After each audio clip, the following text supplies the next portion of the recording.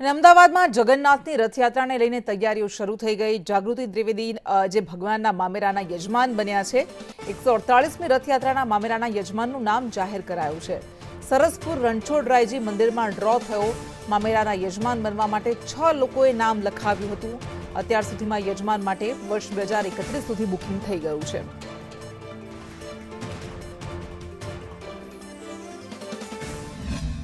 2025 રોજ નીકળવાની છે જે ભવ્ય રથયાત્રા, તેમાં આ વર્ષે ટોટલ 6 યજમાનો એ પોતાનું નામ લખાવ્યું હતું, જેમાંથી વાસણાના જાગૃતિબેન મનીષભાઈ ત્રિવેદીનો નંબર લાગ્યો છે અને તેઓ તરફથી મામેરું કરવામાં આવશે તેઓનો સ્વીકાર કરવામાં આવ્યો છે।